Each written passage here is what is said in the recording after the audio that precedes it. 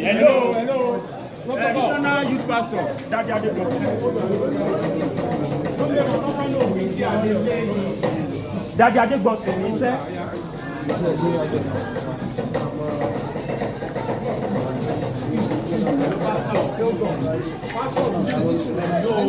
Ẹ kúrò, hello. Ẹ máa bọ̀.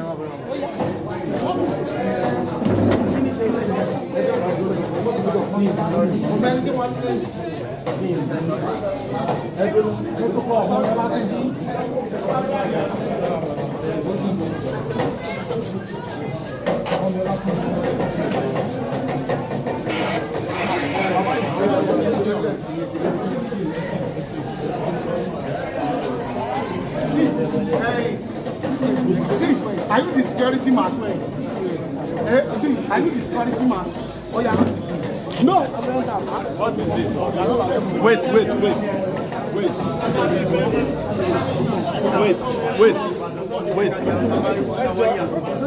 Madam.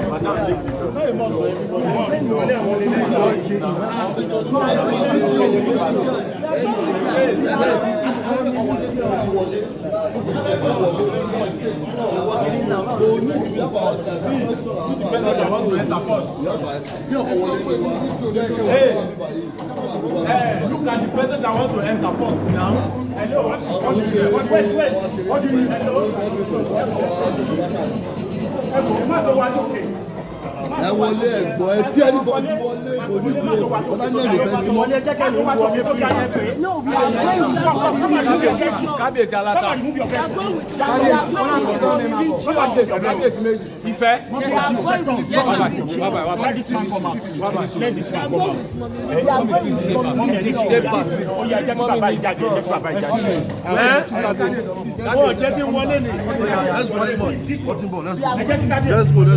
Let's move back, sir. Are you coming out already? Yes. When the college already did that. Just want to see the standing.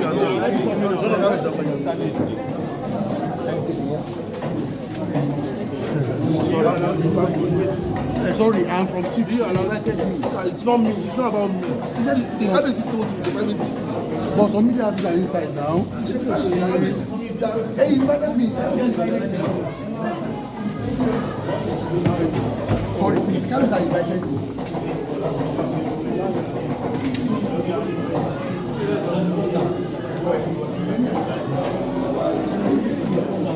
No, I can't use this. Keep it down.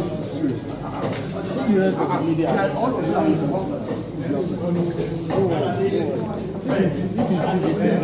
allow me to let you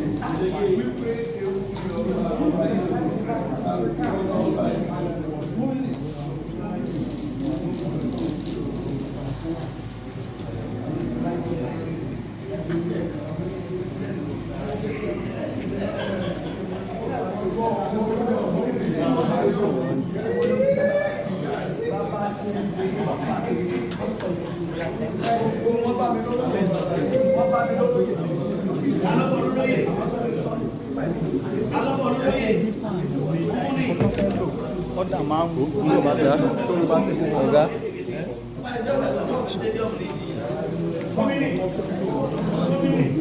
Lọ pè é, kò ní ìjà wọ̀wọ̀ ni. Àwọn pè é. Wọ́n mẹ́lẹ̀.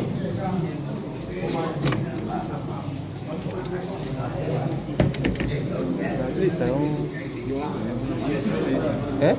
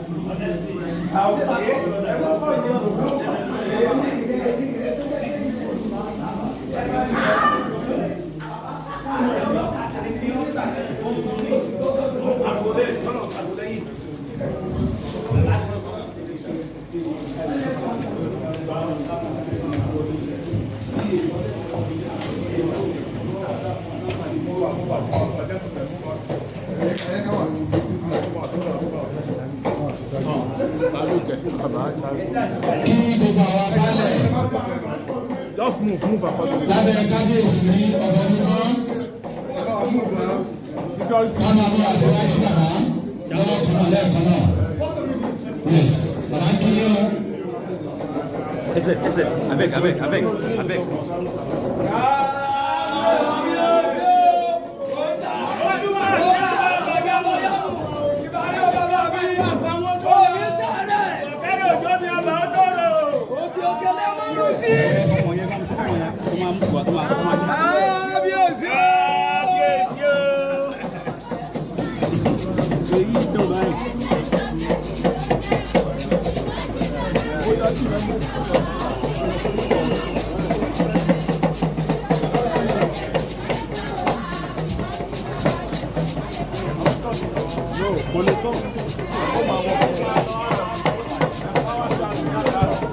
Go reverse ẹyin, go reverse.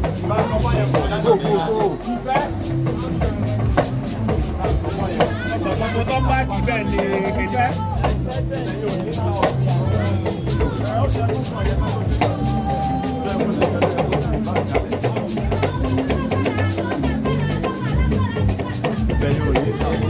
Ọ̀nà kan wà bẹ́ẹ̀.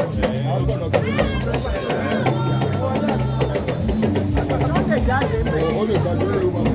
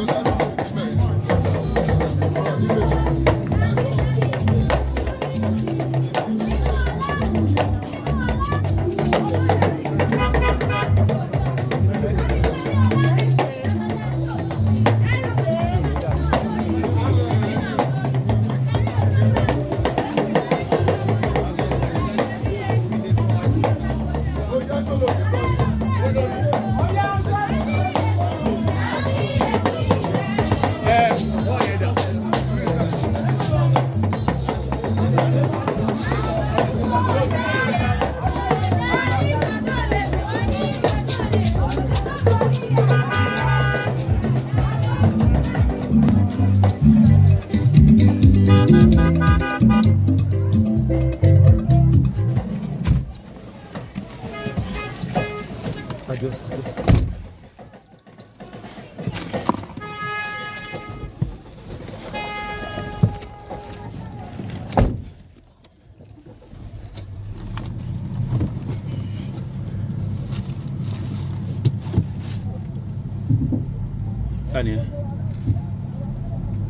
mo amo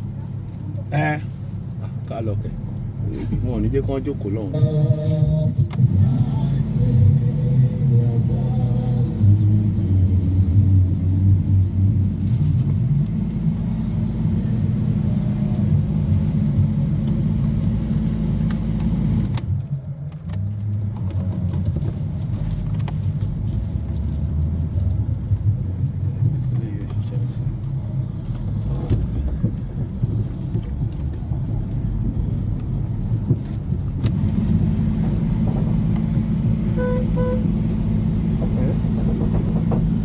Dani, oh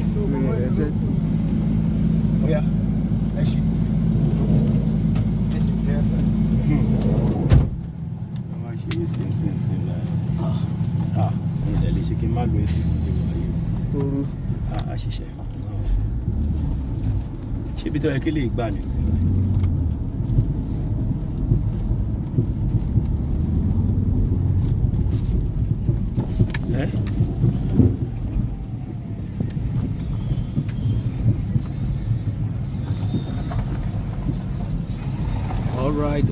All right. That's the moment.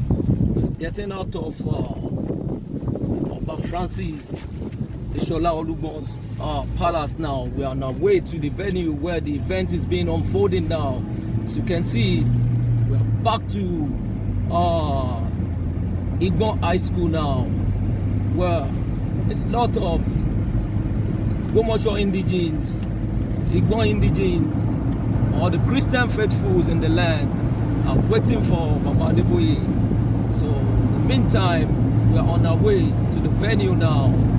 So we hope you keep in touch with us to show you the live moment here, live streaming of this wonderful program. So we urge you to please help us share this wonderful streaming to anybody you know that needs to see as the program is unfolding here at Igbon High School. And we're on our way there now. So if you are out there, please just keep it with us here. It has been to Ogbomoso Focus TV now. And in the meantime, we'll get to the venue. That's where we are. Very, very soon. It's going to be a wonderful moment with Pastor E.O. Adeboye, the General Overseer of the Redeemed Christian Church of God. And that is the moment we are already at the venue. No.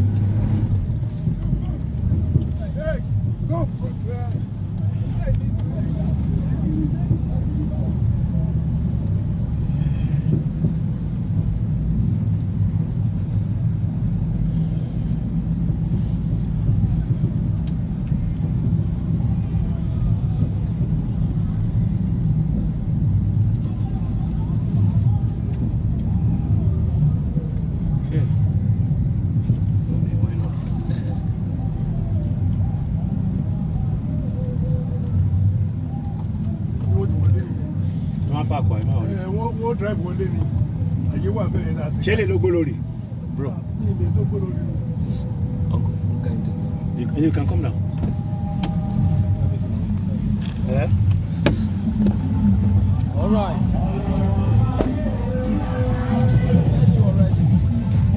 That's the moment.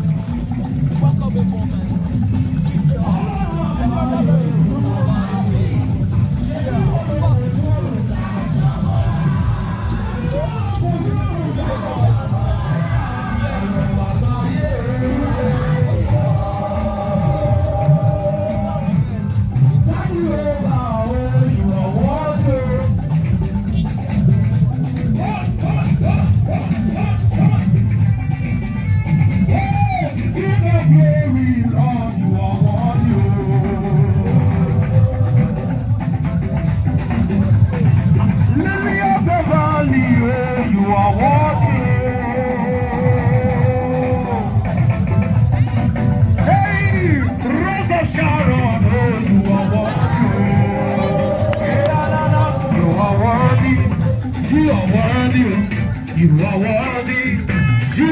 worthy. Oríṣi àrà tó ṣiṣẹ́ ìyanu.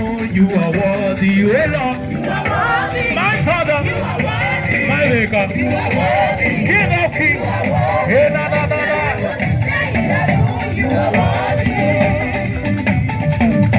You are mighty. You are mighty. You are mighty.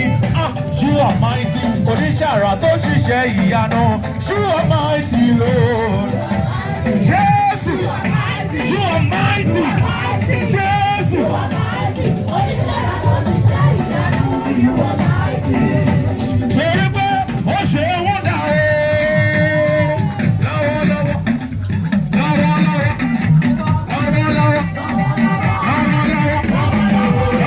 Signs and wonder. Miracles. Testimonies. Ó ṣe miracle o. Bàbá mi ṣe wọ́n dà lọ́wọ́lọ́wọ́. Ó ṣe wọ́n dà. Bàbá mi ṣe wọ́n dà lọ́wọ́lọ́wọ́.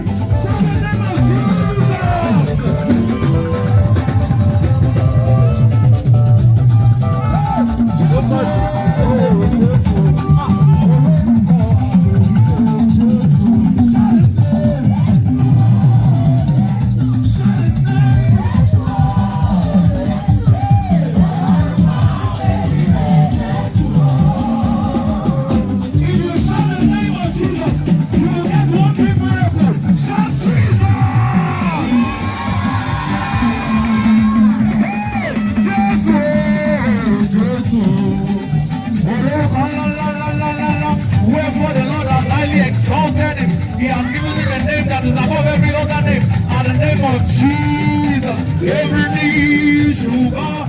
Jésù, Jésù, olórúkọ àgbèrè àrùn Jésù. Shout his name. Jésù, Jésù, Jésù, Jésù, olórúkọ àgbèrè Jésù. You answer my fire. You answer my fire.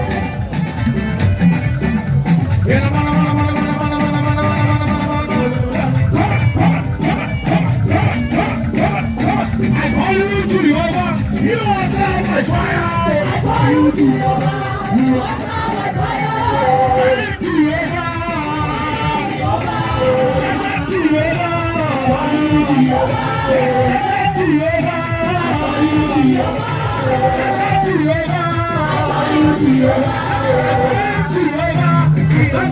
fire.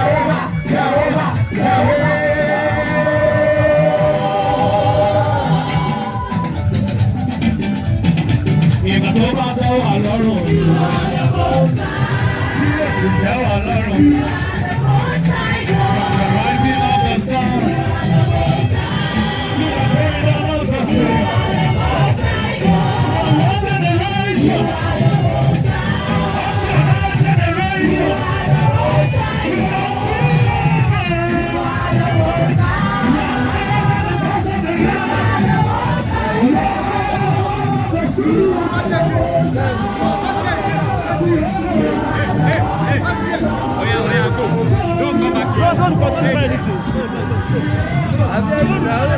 me.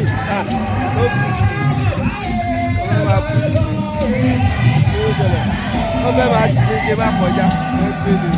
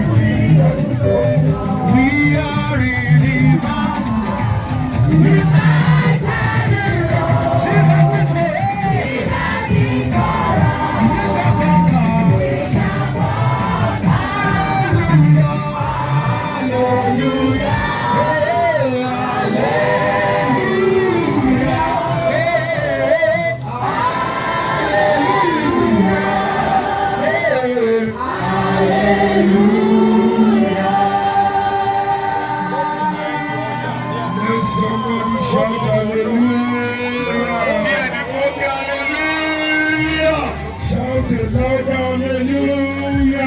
Hallelujah tó lọ sókè. Praise the Lord.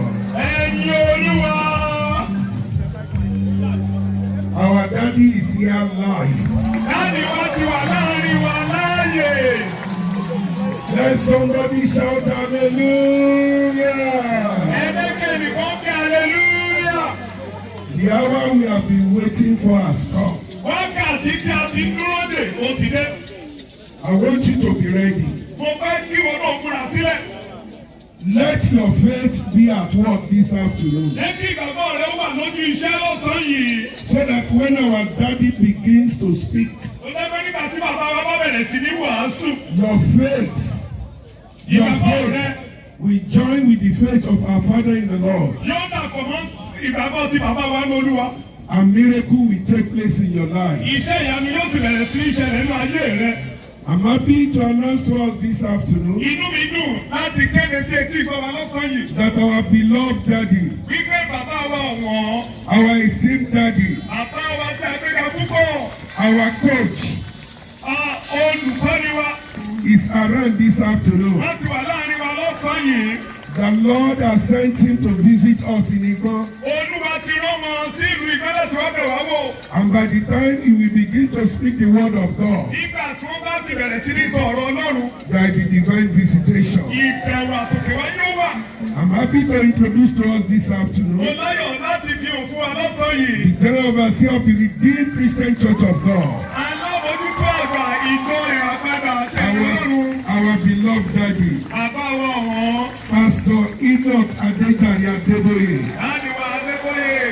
Put your hands together for Jesus. Ẹ pàtẹ́wọ́ yín fún Jésù. Well, let somebody shout hallelujah. Ẹ jẹ́ kí ẹni tó kí hallelujah. Olúwa tí ó bùkún fún yín.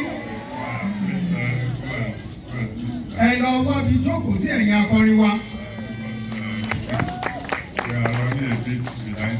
Nítorí pé àkókò wa ti ń lọ báyìí. Àwọn mìíràn sì ń dúró dè wá ní ibòmíràn báyìí. There's somebody here right now. Ẹnìkan wà ní ibí ní àkókò yìí o. It doesn't matter what the devil may do. Kò ní ṣe ohun tí èṣù tẹ̀ ń gbé ṣe nínú ayé rẹ báyìí. You are going to see the new year. Ó rí ọdún tuntun.